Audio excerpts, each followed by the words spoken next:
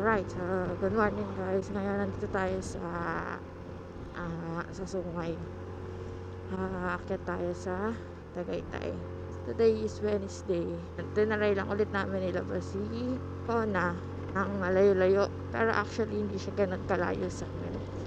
So plano natin is umakyat sa Tagaytay and then kumain sa McDo doon sa may view sa may Mac Cafe, and then pagka kaya pa yung init maglalakad tayo, tapos church tayo. So kasama ko si mami, kami lang dalawa. Kakatapos lang pala ng tatlong bagyo, yung tatlong bagyo na pumasok sa Pilipinas. Maraming mga nasira din dito sa Batangas, pero dito sa Sungay titingnan natin. Pero so far wala pa naman tayo nakikitang parang naging bakas ng landslide, or kung meron na siguro nalinis na nila. Pero ngayon to safe pa naman dumaan. Ayun, so far okay naman siya, safe naman daanan. Yan, so dito na ulit tayo sa Tagaytay. Lamig ng weather.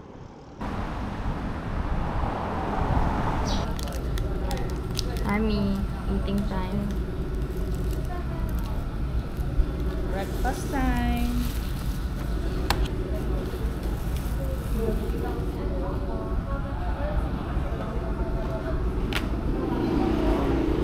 Alakad kami ni mami dito sa Tagaytay.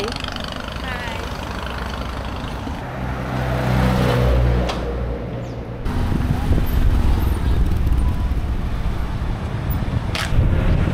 So paglalakad sa Tagaytay, mahangin. Mahangin. Masarap, malamig. Sobrang hangin. Ay, hindi yata kita yung tali. Ano?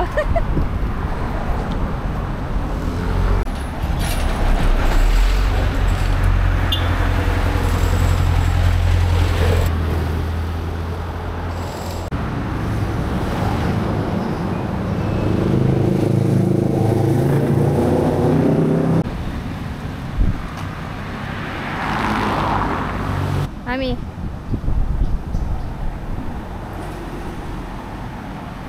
Kamusta ang paglalakad sa Tagaytay? Fine. Naka 1.5 kilometer na tayo. Wow. Kulang pa yan. Not Dito. enough. Dito kami sa may Tom and Tom's sa may Raminagi. Sarado pa naman pero maglalakad lang.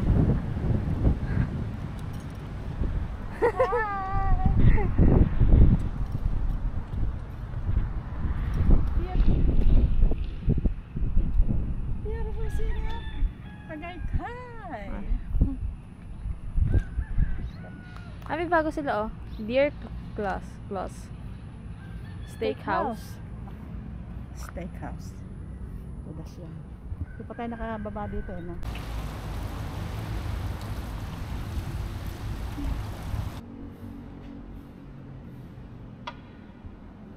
Turista yarn. Yes. Dito tayo sa may Ayala Malls. Uwi na kami. And ayun, chill morning lang sa umaga. Naglakad, kumain lang ng kaunti, nagpray, nagsimba syempre. So ngayon pauwi na tayo. Dito ulit ako nadaan sa Sungay. And ayun, wala naman na kami ibang pupuntahan. So umikot lang talaga, tumambay, nagpalamig.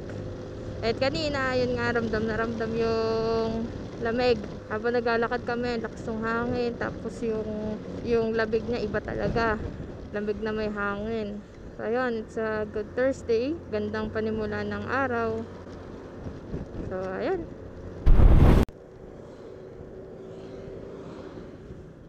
So hi guys. So kakagising lang. After nung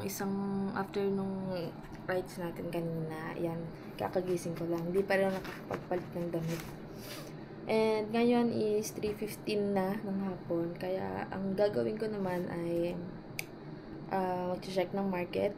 Although kanina umaga, meron akong na-position na trade during Asia session. Ayun, after na nakatulog ako. Tapos, ayun, ito na. After ko makaposition, nakatulog ako. Kakaantay ko mahit yung TP. So, nakatulog ako. Pero, before naman mag-3, nagising ako. Kaya, nakapag-out din agad ako once nung nahit yung TP. So, yun, hindi ako nakapaglagay ng order. So, yun yung mali ko. And ngayon, may ongoing position pa naman ako. And right now, titingin muna ako ng market. Kung kamusta yung market, kung baka may mga position tayo ngayong London session. So, tapos guys, ito pala, nabili namin kanina sa McDo. Yung mga little McDonald's. Ayan, ito yung isa.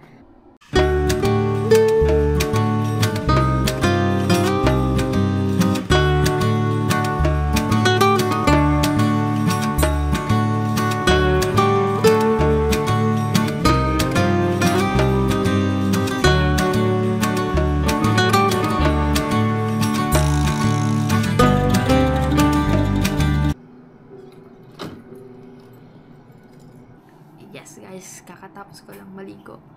And it's currently 9:30 p.m. Hindi ako nag-trade kanina kasi may high impact news sa US dollar. Kaya ngayon lang ako bumalik ulit para mag-check ng market. So, ayun. After nung trade ko kanina, after mahit ng TP, nag-rest muna ako, hindi ako nag-trade. Hindi ako tumingin sa market. Then, naligo na ako tapos, ayun, ngayon na lang ulit ako magtitingin sa market para tomorrow.